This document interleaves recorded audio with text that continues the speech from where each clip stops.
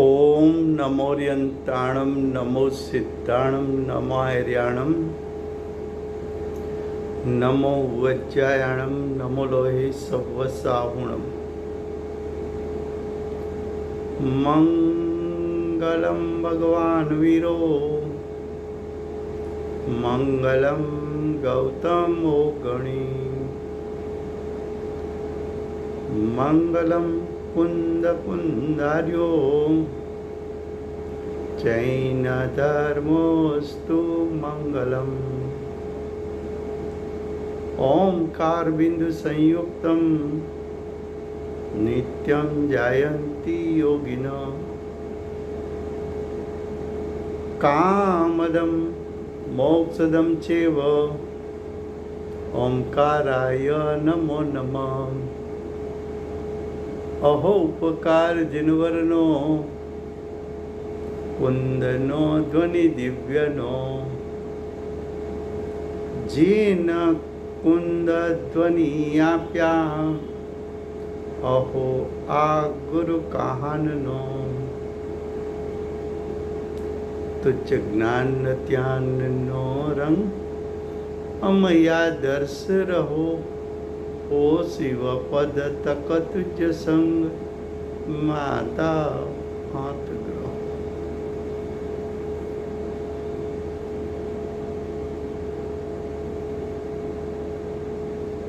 પૂજ્ય બેનશ્રીનો જ્ઞાન વૈભવ। પૂજ્ય બેનશ્રીને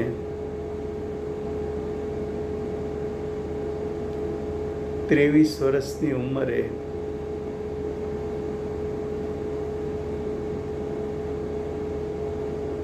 જાતિસ્મરણ જ્ઞાન થયું। ત્યાર પૂર્વે આત્માનો અનુભવ થયો। જાતિસ્મરણ પહેલા લગભગ 4 વર્ષે આત્માનો અનુભવ થયો।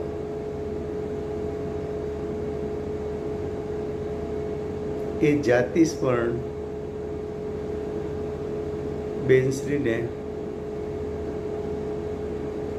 વૈરાગ્યમાં નિમિત્ત થયો। જાતિસ્મરણ જ્ઞાન મતિ જ્ઞાનનો એક પ્રકાર છે। બેનશ્રીનું મતિ જ્ઞાન પણ સમ્યક, શ્રુત જ્ઞાન પણ સમ્યક,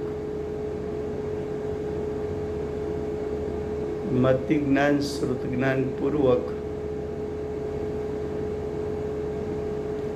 દ્રવ્ય શ્રુતનો પણ યોગ,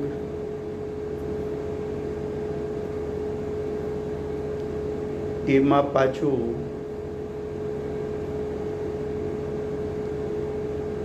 શાસનની પ્રભાવના કરી શકે એવા યોગવાળું असंख्यात अब्जो वर्षों जातिस्मरण ज्ञान, उसमें पेज नंबर 98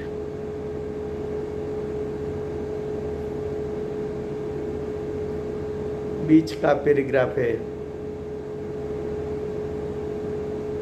शुद्धात्मा की शुद्ध परिणति के अलावा कहीं विश्रांति नहीं। क्या कहा? असंख्यात अब्जो वर्ष का जातिस्मरण ज्ञान हो,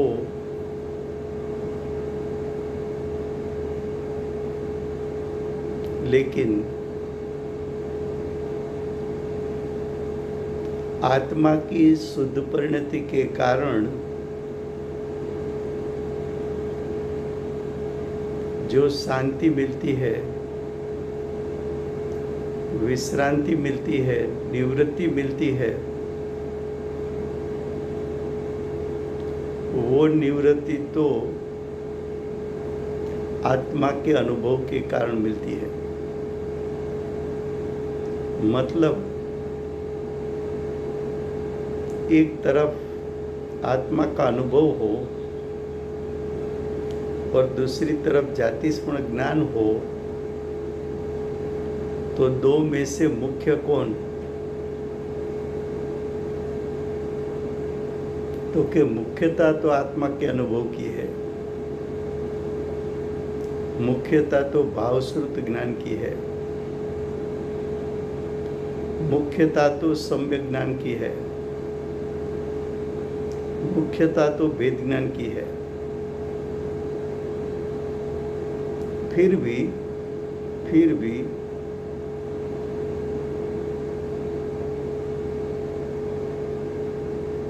जातिस्मरण ज्ञान का जो विषय है उसकी ओर माता जी का उपयोग चला जाता है। क्यों चला जाता है? कि वहां साक्षात तीर्थंकर थे, वहां साक्षात केवली श्रुत केवली उसके झुंड थे, वहां साक्षात तीर्थंकर भगवान की वाणी थी, वहां मुंडीराज थे, वहां त्यागी थे, वहां आरदान का प्रसंग था, वहां भगवान का समोसरण धर्म सभा लगती थी। ये जो सब प्रसंग है उसके कारण माता जी का उपयोग बार बार जाति स्मरण की ओर चला जाता था। Next paragraph. पूर्व देवाभाई के भव में ये जीव महाविद्य क्षेत्र में बहुत काल से होने के कारण और उपयोग सहज उस तरफ जाने से ये सब बात याद आ जाती है। महाविद्य क्षेत्र है, वहाँ तो एक पूर्व का लंबा आयुष्य, तो इतने लंबे काल तक महाविद्य क्षेत्र में रहना हुआ।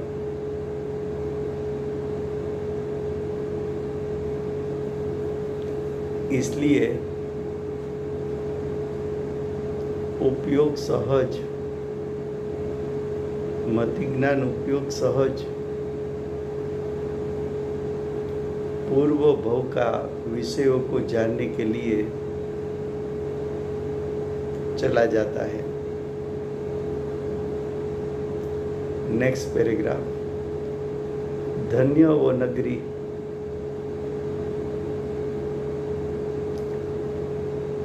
जहाँ तीर्थंकर साक्षात हो, वो नगरी भी धन्य है। धन्य वो काल जहाँ तीर्थंकर की उपस्थिति हो, वो काल भी धन्य है। जहाँ भगवान विराजमान थे,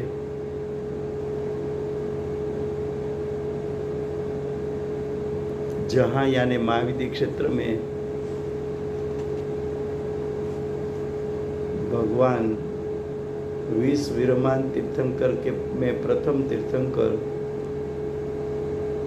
सिमंदर भगवान साक्षात थे, जहाँ समोसरण भगवान का दर्शन, जहाँ साक्षात तीर्थंकर का वास हो, जहाँ साक्षात तीर्थंकर का रहने का स्थान हो, ऐसा समोसरण वो भी पूजनीय है। समोसरण समोसरण में भगवान का दर्शन करने के लिए जाते थे, समोसरण में बैठते थे। वहाँ साक्षात तीर्थंकर का समोसरण था।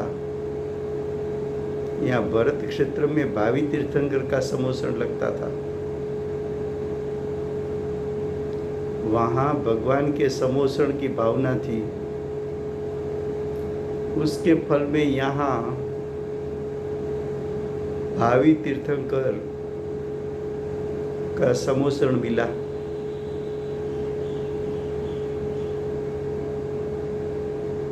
ध्वनि सुनते थे, वहाँ साक्षात तीर्थंकर की वाणी सुनी, यहाँ भावी तीर्थंकर की वाणी सुनी। समोसरण में रत्न जड़ित ऊंचे गढ़ के रत्नों से शोभित ऊंचाई वाला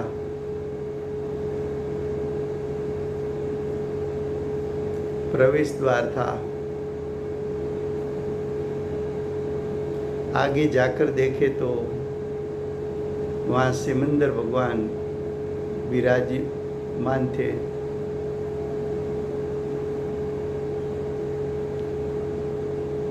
वो परम महिमाधारी, वो यानी सिमंदर भगवान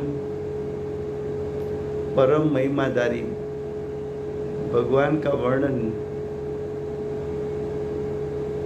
क्या हो सकता है, क्या हो सकता है? उसका अर्थ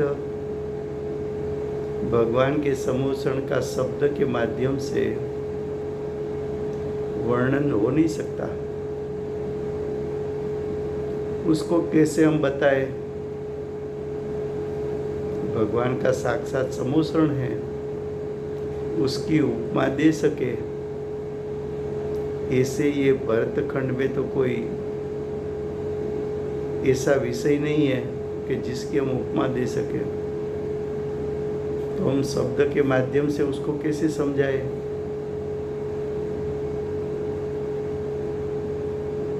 समोसरण की विभूति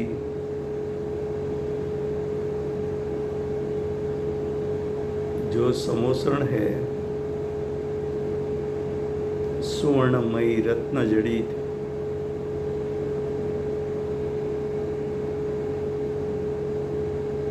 वो समोसरण की रचना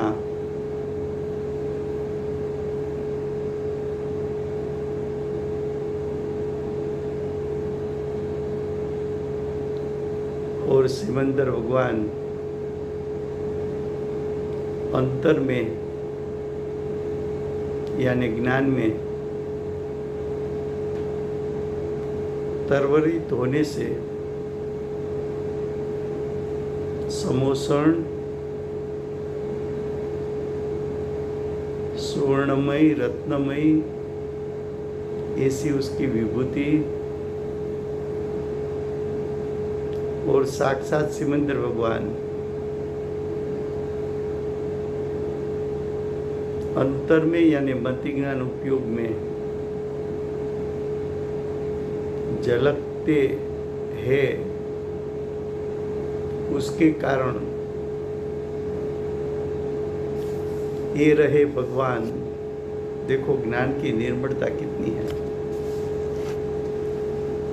उसको तो ऐसा ही लगता है कि मैं सामने ही सिमंदर भगवान को देख रही हूँ। जो सिमंदर भगवान का समोसरण यहाँ से योजनों तक दूर है,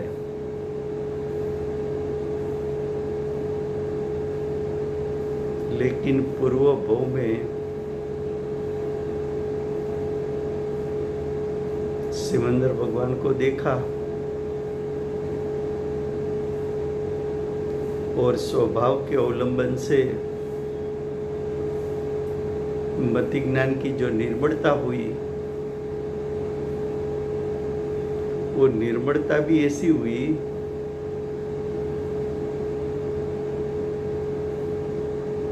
कि सामने सिमंदर भगवान हो,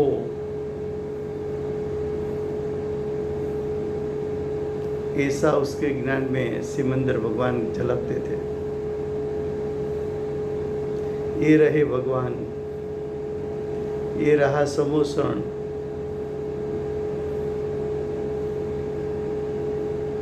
ऐसा प्रत्यक्ष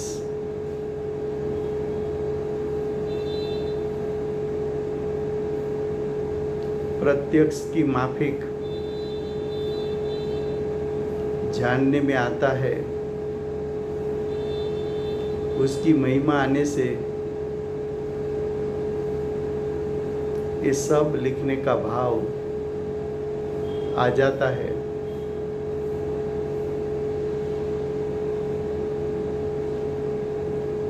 नेक्स्ट पैराग्राफ। पंचम काल में जन्म हुआ वो खेद है, चौथा काल याद आ गया, साक्षात भगवान याद आ गया, साक्षात समोसण याद आ गया। तब ऐसा लगता है कि कहाँ भरत क्षेत्र और कहाँ विदेह क्षेत्र, कहाँ विदेह क्षेत्र का चौथा काल और कहाँ भरत क्षेत्र का पंचम काल। अंदर में से दुख हो जाता है, खेद हो जाता है। लेकिन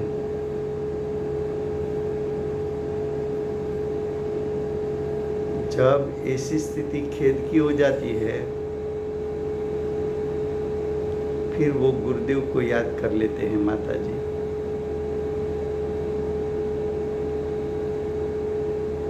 जब गुरुदेव की याद आती है तब क्या होता है, तो देखो क्या लिखा, परम उपकारी भरत क्षेत्र में, पूरे भरत क्षेत्र में अपूर्व श्रुत धारा बरसाने वाले मंगल मूर्ति गुरुदेव का परम भक्ति से नमस्कार। जो महाविद्य क्षेत्र में सिमंदर भगवान का आश्रय था, साक्षात तीर्थंकर का, और साक्षात तीर्थंकर की वाणी थी।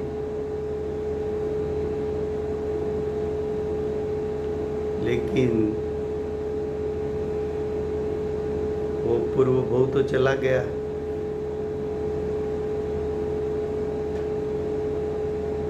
खेद इसलिए हो रहा है कि सिमंदर भगवान साक्षात थे, तब क्षायिकपणा यानी मोक्ष प्रकट कर लेना चाहिए। इतना पुरुषार्थ क्यों नहीं किया, उसका खेद है।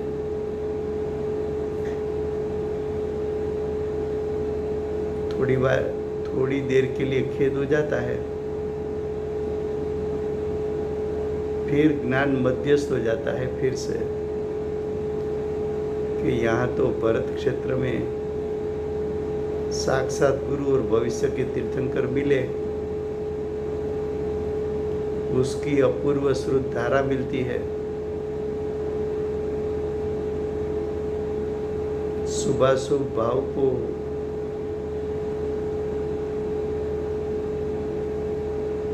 नाश कर सके ऐसा गुरु का उपदेश मिलता है।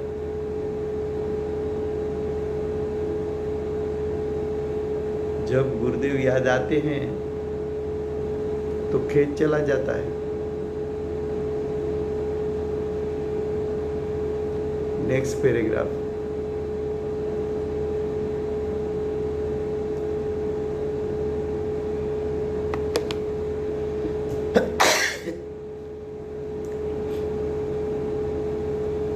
वर्तमान में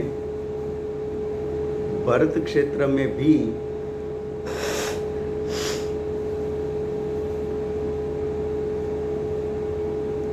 क्या कहा? वर्तमान में भरत क्षेत्र में भी काहन गुरुदेव की चैतन्य रस से भरपूर, कैसा रस? चैतन्य रस। गुरुदेव की वाणी जो है वो चैतन्य रस से भीगी हुई है। तो क्या कहा कि वर्तमान में भरत क्षेत्र में भी काहन गुरुदेव की चैतन्य रस से भरपूर अपूर्व, पूर्व कभी सुनी न हो ऐसी रहस्यमयी, जो परिणाम में ज्ञायक छुपा है उसको दिखाने वाली वाणी, इसलिए रहस्यमयी निरंतर वाणी। गुरुदेव की वाणी दिन में 2 बार खिलती थी, इसलिए निरंतर वाणी, सुनने का योग। देखो,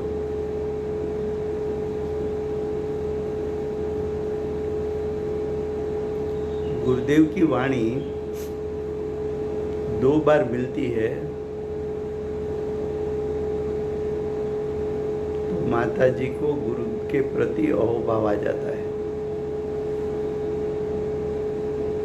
कि गुरुदेव की वाणी तो चैतन्य रस से भरपूर है। ऐसी वाणी निरंतर सुनने के लिए मिले, ऐसा योग कहाँ मिलता है?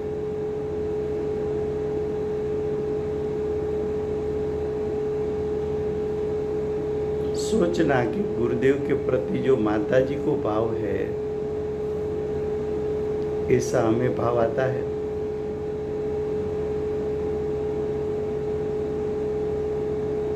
माता जी को सम्यक दर्शन क्यों हुआ? गुरु के प्रति भक्ति का भाव अंदर से उछलता है।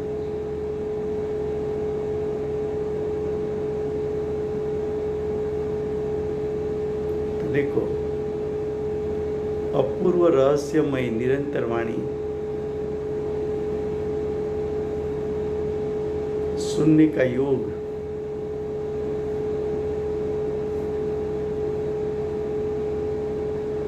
और भावी तीर्थंकर भगवान ऐसे श्री काहन गुरुदेव की पावनकारी आहारदान का प्रसंग। देखो, गुरुदेव को आहारदान कराना, उसका अर्थ ये कि गुरुदेव के संयम के हेतु के लिए आहारदान हुआ। एक बार जिस जीव को सम्यक दर्शन प्रकट हो गया, वो जीव प्रति समय मोक्ष की ओर जाने का पुरुषार्थ करता है, और जो जीव मोक्ष की ओर जाने का पुरुषार्थ करते हैं उसको आहारदान कराना, उसका अर्थ कि किसी जीव को मोक्ष प्राप्ति में आहारदान करा के आप निमित्त बन रहे हो, तो आपकी अनुमोदना मोक्ष में है। ये कोई सामान्य कार्य नहीं है आहारदान का।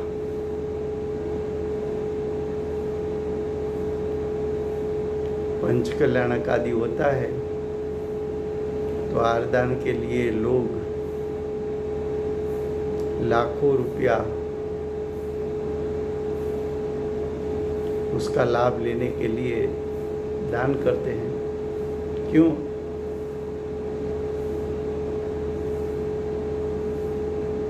तो कि ज्ञानी साधक प्रति समय मोक्ष से नजदीक जाते हैं, प्रति समय मोक्ष प्राप्ति का पुरुषार्थ करते हैं। ऐसे साधक को आहार दान कराना, आहार अर्पण करना, वो तो मोक्ष प्राप्ति में अनुमोदना है। माता जी को तो रोज लाभ मिलता था।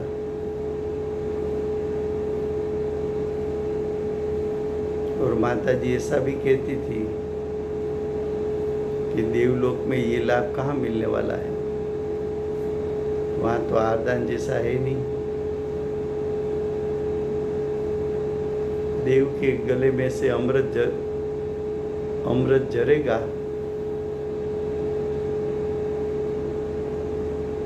उसको बाहर से आहार लेने का योग नहीं होता है।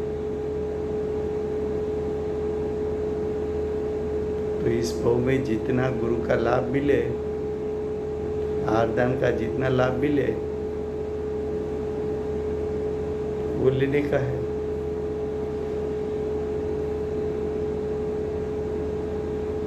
क्या कहा? भावी के तीर्थंकर भगवान ऐसे श्री कान गुरुदेव उसके पावनकारी आहारदान का प्रसंग और पूज्य गुरुदेव का तीर्थ यात्रा का अवसर। देखो, गुरुदेव ने पूर्व भाव में भी तीर्थ यात्रा की थी, उसके फल में यहाँ भी गुरुदेव को तीर्थ यात्रा का योग था। और बहुत सी तीर्थ यात्रा में माता जी साथ में थी।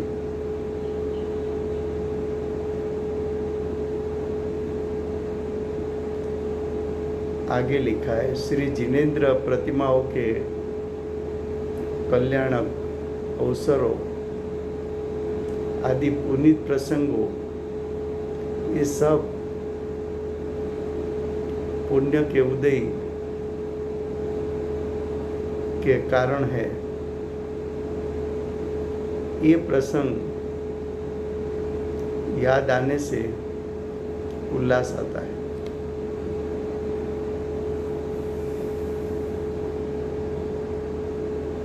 बाद में लिखा है, पूज्य गुरुदेव के सब भाव याद आते हैं। माता जी को ये बात तो बार बार याद आती थी, गुरुदेव के सब भाव की। और जब गुरुदेव के भाव की बात याद आती थी तो गुरु के प्रति भक्ति का भाव महिमा के साथ हृदय से उछल जाता था। और कभी कभी माता जी जो उसके भाव थे, वो भाव व्यक्त करने के लिए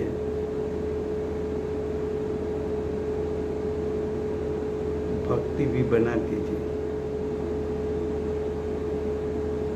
आगे लिखा है, भावी तीर्थंकर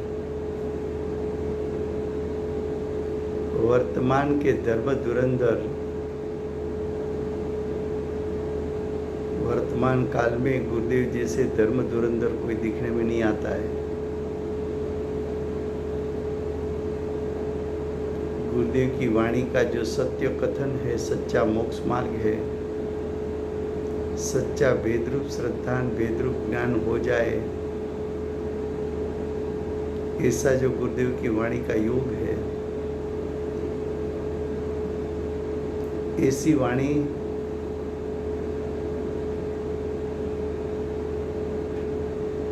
दे सके ऐसा कोई गुरु दिखने में नहीं आता पूरे हिंदुस्तान में।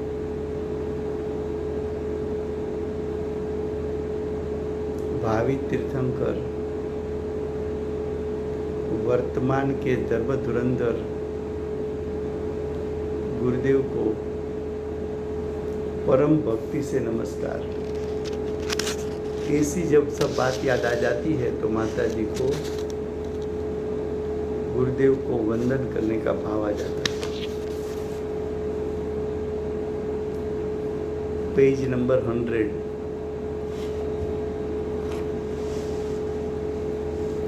सन 2029 माता जी की उम्र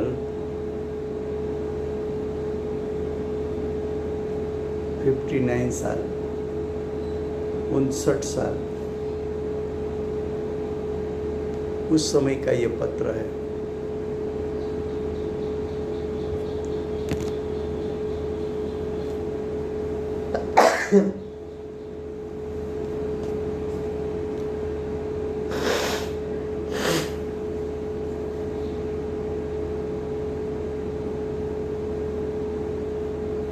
श्री गुरुदेव के परम प्रताप को नमस्कार।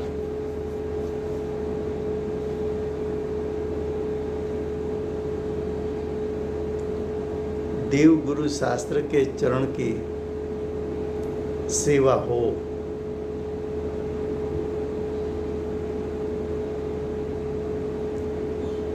वो सर्व को परम भक्ति से नमस्कार। देखो, देव शास्त्र गुरु 3 में माता जी ने प्रथम गुरु को नमस्कार किया, क्योंकि साक्षात गुरु की महिमा इसलिए है कि साक्षात गुरु को साक्षात वितरागता प्रकट हुई है। वो वितरागता को निमित्त बनाकर माता जी ने स्वयं वितरागता प्रकट कर ली। इसलिए साक्षात गुरु की महिमा ज्यादा है।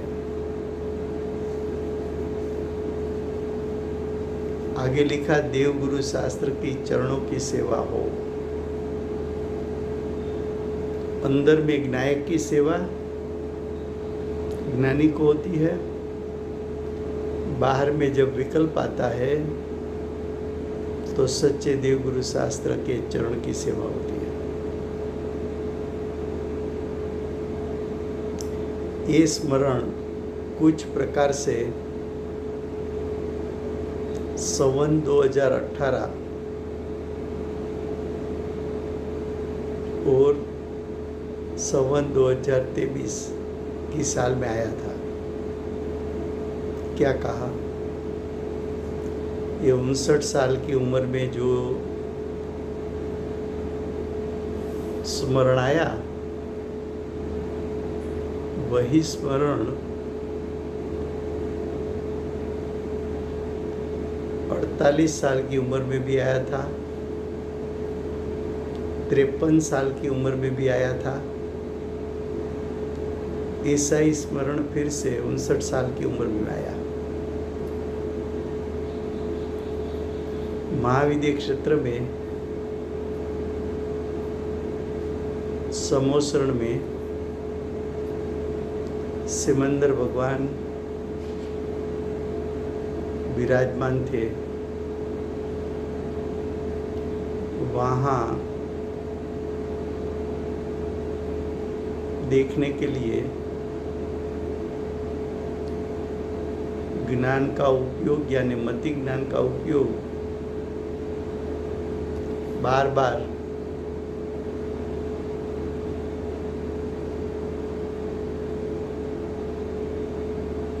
चला जाता है और बार बार याद आती है।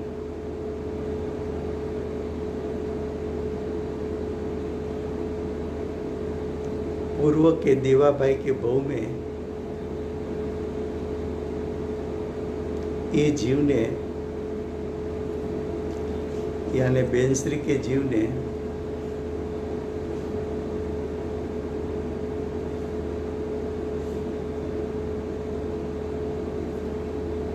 भगवान की वाणी में जो भाव सुना था वो याद आया। भगवान की अभेद वाणी जो दिव्य ध्वनि होती है वो अभेद होती है।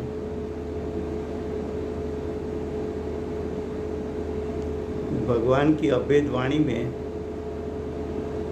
चैतन्य देव का आश्चर्यकारी सूक्ष्म सूक्ष्म अनंत आनंद भावों आते थे।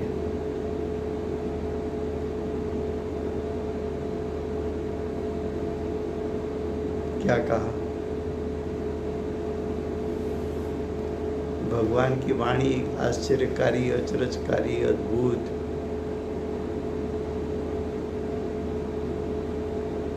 इतनी सूक्ष्म, इतनी गहन, जो सूक्ष्मता और गहनता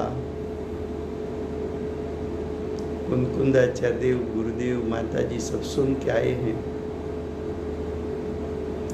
उसके कारण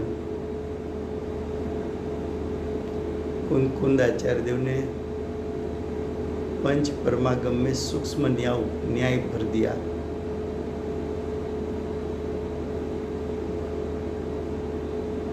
कुंकुंदाचार्य देव ने शास्त्र रचना की, लेकिन तीर्थंकर का जीव होता है, वो शास्त्र रचना नहीं करते, उसका डायरेक्ट उपदेश होता है। तो वर्तमान में गुरुदेव ने कोई शास्त्र रचना नहीं की, गणधर शास्त्र रचना करते हैं। गुरुदेव ने उपदेश में सूक्ष्म भाव बताए। माताजी ने गणधर का द्रव्य है तो बेन श्री का वचनामृत, साधना वाणी, ज्ञान वैभव, समय सार पर गुरुदेव के प्रवचन, ये सब जो संकलित हुआ, उसमें माताजी ने सूक्ष्म भाव बताए। गुरुदेव कहते थे कि बेन श्री का वचनामृत पांचों परमागम का सार है। बेन श्री का वचनामृत पढ़ लो, उसमें पांचों शास्त्र आ जाते हैं।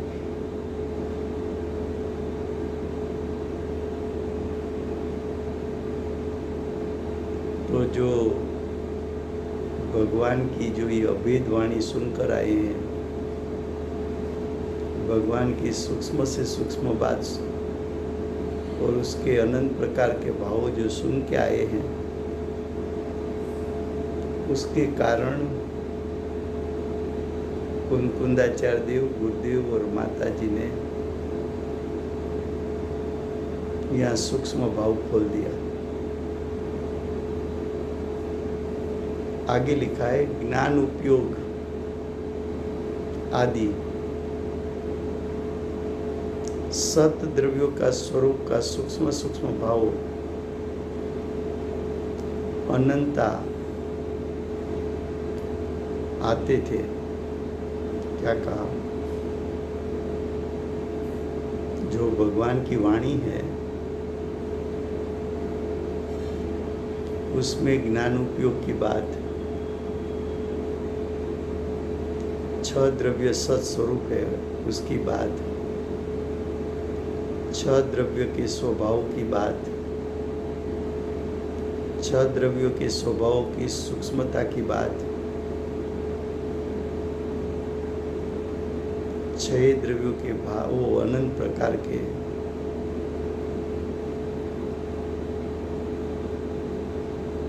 जो शास्त्र रचना होती है अंग पूर्व, ज्ञान प्रवाद, सत्य प्रवाद आदि,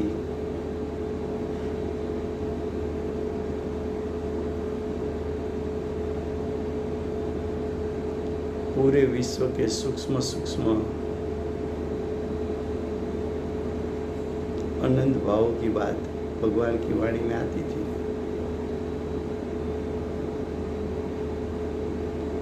अंग पूर्व के शब्द सीमा वाले होते हैं, उसकी मर्यादा होती है। लेकिन भगवान की वाणी तो असीम, सीमा रहित, अनंत, गंभीर रहस्य उसमें आता था। देखो, अंग पूर्व के कितने श्लोक है वो निश्चित होते हैं। तो अंग पूर्व की तो कोई सीमा है, लेकिन दिव्य ध्वनि उसकी सीमा नहीं है। दिव्य ध्वनि में से अनंत प्रकार के गंभीर रहस्य खुल जाते हैं। 14 ब्रह्मांड के तत्वों का अनंत रसांशों, अनंत भावांशों के साथ अनंत अनंत आश्चर्यकारी सूक्ष्म सूक्ष्म भाव आते थे। जो भगवान की वाणी सुनी है माता जी ने पूर्व भोग में, सब बात याद आती है कि भगवान की वाणी में क्या क्या आया। तो कि भगवान की वाणी तो उसको कोई सीमा नहीं है। भगवान की वाणी अनंती है, भगवान की वाणी गंभीर है, भगवान की वाणी सूक्ष्म रहस्य दिखाने वाली है। भगवान की वाणी में 14 ब्रह्मांड, उसमें जो जो तत्व है, जो जो पदार्थ है, जो जो द्रव्य है, उसके अनंत प्रकार के भाव,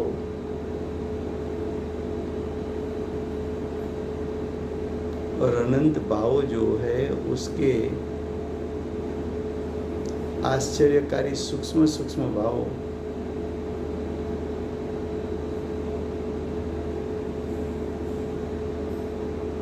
ये सब बात माता जी को याद आई। Next page, first paragraph, next page का 101 पेज। सिमंदर भगवान की दिव्य ध्वनि में चैतन्य तत्व का, चैतन्य तत्व यानी ज्ञायक तत्व, चैतन्य तत्व कहो कि उसको ज्ञायक तत्व कहो, कि उसको जीव तत्व कहो, तो जीव तत्व का 3 लोक, ऊर्ध्वलोक, मध्यलोक और पाताल लोक, 14 ब्रह्मांड के तत्व का सूक्ष्म भाव का चमत्कारी चित्र खड़ा हो जाता था। जो भगवान की वाणी में जो आए, ऐसा ही चित्र ज्ञान में खड़ा कर लेने का।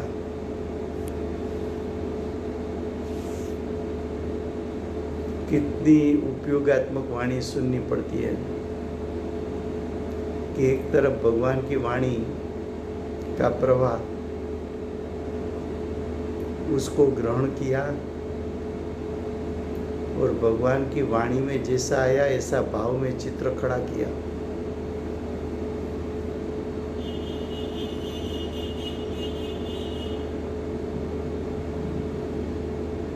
सुनने से ऐसा लगता था, भगवान की वाणी जब सुनते थे तो ऐसा लगता था, आहा हा,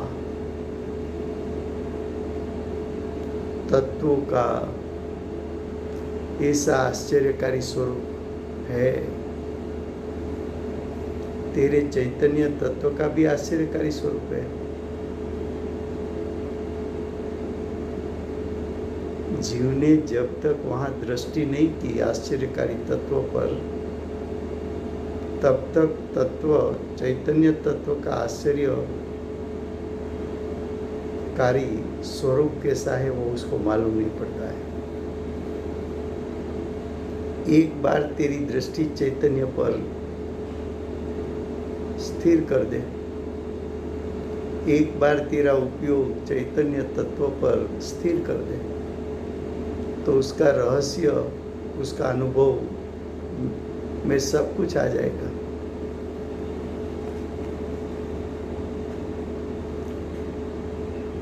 नेक्स्ट पैराग्राफ। फतेहमंद राजकुमार और अनेक सभाजन भगवान की वाणी सुनकर आश्चर्य पाते थे। बेन स्त्री को आश्चर्य होता था, सिर्फ इतना ही नहीं, गुरुदेव को भी आश्चर्य होता था। और सभाजन में तो गणधर होते हैं, आचार्य उपाध्याय साधु होते हैं, त्यागी होते हैं, श्रावक श्राविका अर्जिका होते हैं, सम्यक दृष्टि होते हैं, चक्रवर्ती राजा होते हैं।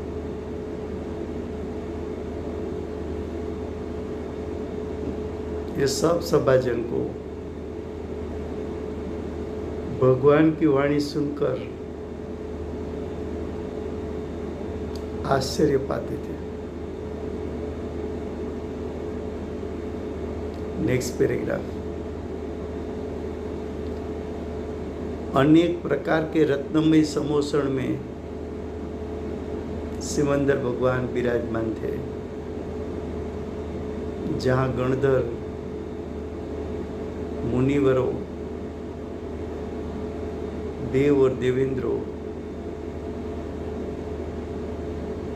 देव और देवों के देव ऐसे इंद्र। तो देखो समोषण में कौन होता है? गणधर, मुनि, देव, देवेंद्र। बाह्य और अंतर रिद्धि सिद्धि से भरपूर, अंतरंग रिद्धि सिद्धि क्या है? आत्मा के अनंत गुण और उसकी निर्मल पर्याय, वो अंतरंग रिद्धि सिद्धि है। बाह्य रिद्धि सिद्धि साक्षात तीर्थंकर, साक्षात तीर्थंकर का समोषण, साक्षात गणधर, मुनि, त्यागी, श्रावक श्राविका अर्जिका, सम्यक दृष्टि, अकृत्रिम चैत्यालय, अकृत्रिम शास्त्र, ये सब बाहर की रिद्धि सिद्धि है।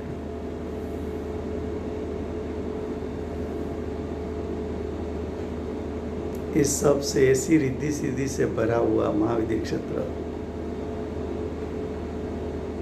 वहाँ का नगरी याद आती है। अहो, ऐसे अनुपम सिमंदर भगवान,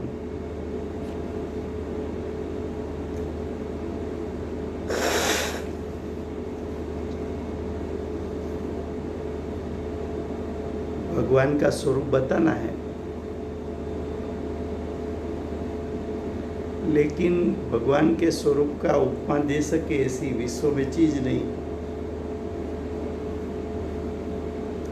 इसलिए शब्द मर्यादित हो जाते हैं।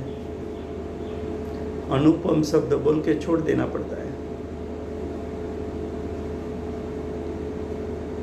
ये मधुरी दिव्य वाणी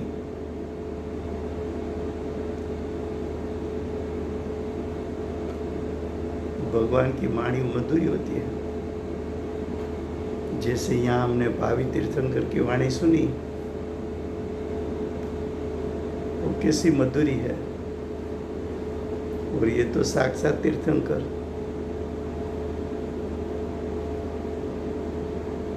अहो ये रत्नमय समोसरण,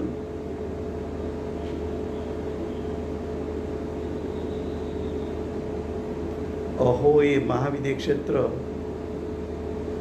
वहाँ की नगरी, ये सबका वर्णन क्या हो सकता है। महाविद्य क्षेत्र की रीति सिद्धि, उसकी यहाँ उपमा दे सके ऐसा तो कोई विषय है ही नहीं। फिर भी जाति स्मरण में सब ये झलकते हैं तो महिमा भी आ जाती है, लिखने का भाव भी आ जाता है और लिख डालते हैं।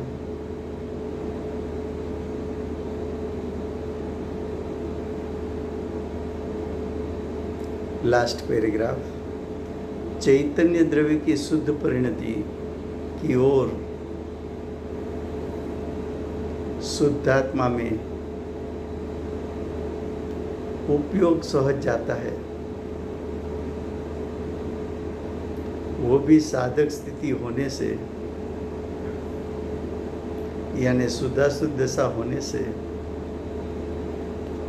देव गुरु शास्त्र की ओर उपयोग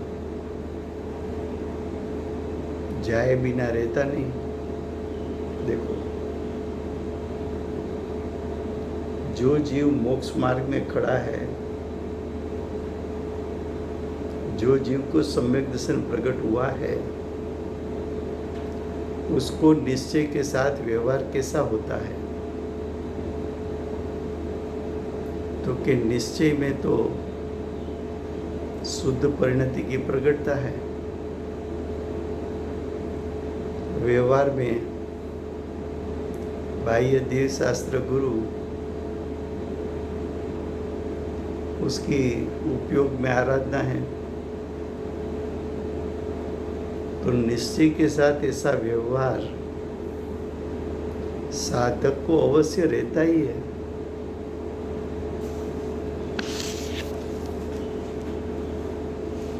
पेज नंबर 102। अहो, ये सिमंदर भगवान के चरण कमल में परम भक्ति से नमस्कार, बार बार नमस्कार, बार बार नमस्कार लिखा है।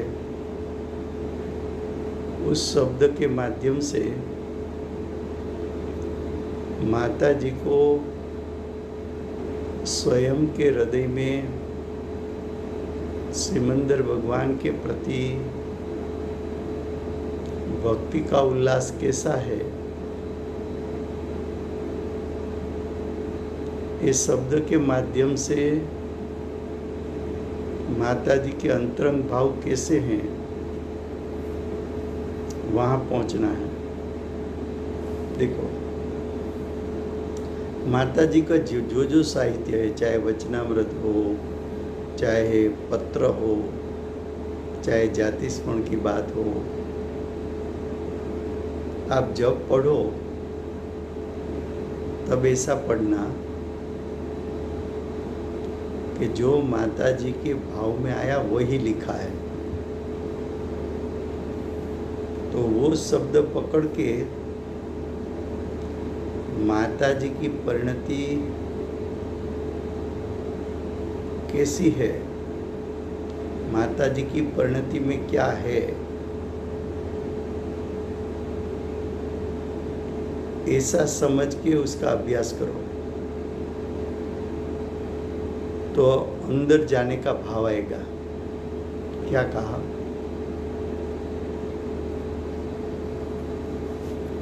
फिर से माता जी का कोई भी, मानो कि आपने पत्र पढ़ा, मानो कि आपने सम्यक दर्शन पूर्वे का पत्र पढ़ा, तो माता जी का जो शब्द निकलता है ऐसा उसको अंतरंग में भाव है और शब्द निकलता है। तो शब्द के माध्यम से जो माता जी ने जो कुछ लिखा है उसके माध्यम से आपको ये सोचना है कि पत्र लिखते समय माता जी का ऐसा भाव है, ऐसी परिणति चल रही है। उस प्रकार से आप अभ्यास करोगे तो माता जी की परिणति समझ में भी आएगी, श्रद्धान भी होगा और आपको भी भाव ऐसा आएगा कि भाव करना है तो ऐसा ही करना चाहिए। तो आप अपनी परिणति बाहर से घुमाकर अंदर ले जाना चाहते हैं तो माता जी का शब्द नहीं पढ़ना है, शब्द के पीछे उसकी परिणति कैसी है उसको पढ़ना है। देखो फिर से अहो, माता जी के भाव में अहो भाव आया। इस सिमंदर भगवान के चरण कमल में हृदय से सिमंदर भगवान को वंदन करते हैं माता जी। क्या लिखा? परम भक्ति से नमस्कार, उत्कृष्ट भक्ति। इतने से संतोष नहीं हुआ तो फिर लिखा बार बार नमस्कार। सिमंदर भगवान पूर्व भव के उपकारी है डायरेक्ट, तो उसके प्रति उपकारी भगवान के प्रति शिष्या को अंदर से भाव उछलता है। अब आगे लिखा अपूर्व श्रद्धारा बरसाने वाले, अपूर्व गुरुदेव की वाणी वज्र जैसी, वेद ज्ञान कराने वाली। गुरुदेव स्वभाव शब्द बोले तो माता जी की परिणति स्वभाव सन्मुख हो जाए, ऐसा गुरु शिष्य संबंध है।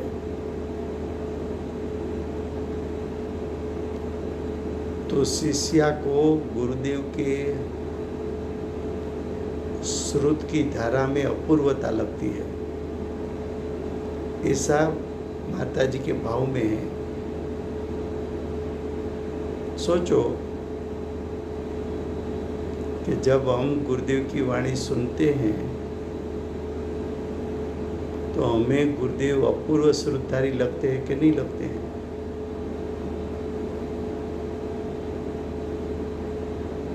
अपूर्व श्रुतधारा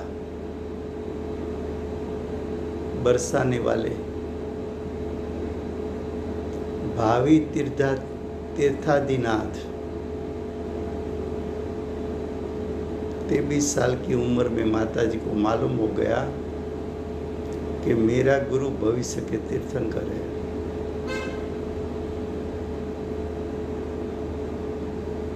तेईस साल की उम्र से माता जी ने गुरुदेव को सिर्फ गुरु के रूप में नहीं देखा, भविष्य के तीर्थंकर के रूप में देखा।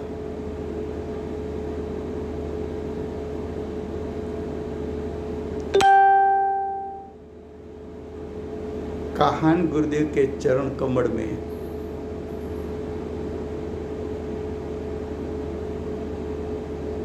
परम भक्ति से नमस्कार। वर्तमान गुरु की वाणी के कारण सम्यक दर्शन, सम्यक ज्ञान और आंशिक सम्यक चारित्र प्रकट हुआ। तो ऐसे गुरु जिसने शादी अनंत काल का सुख दिया, ऐसे गुरु के प्रति शिष्य का भाव परम भक्ति से नमस्कार, ऐसा लिखा है।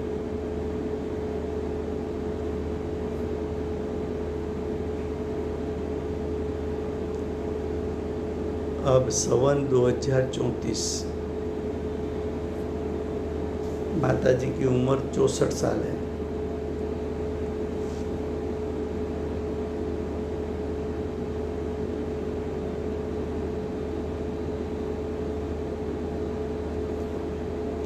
भादरवा सुद छठ सातम। अपूर्व उपकारी गुरुदेव को नमस्कार।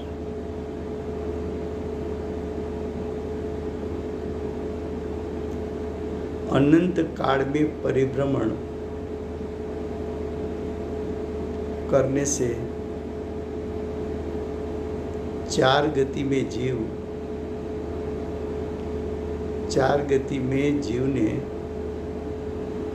बहुत दुख सहन किया।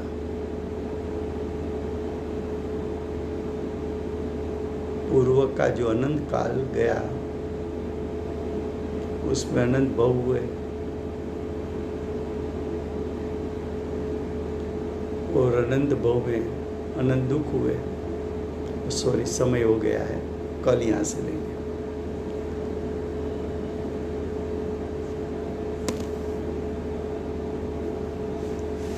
कौन जय बुला रहे? हाँ जी।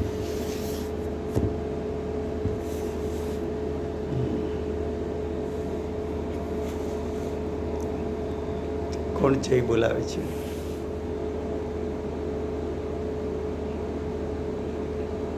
તમે બોલાવો।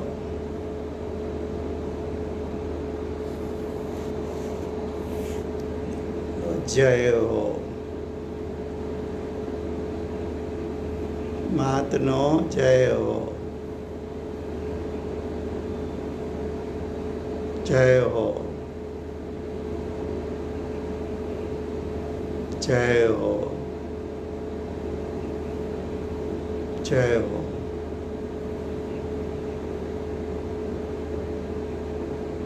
जय जयकार।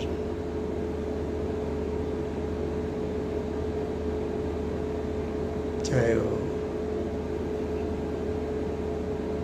जय हो।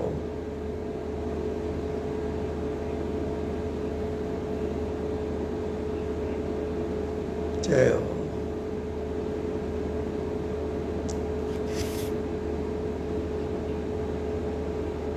जय हो। जय हो।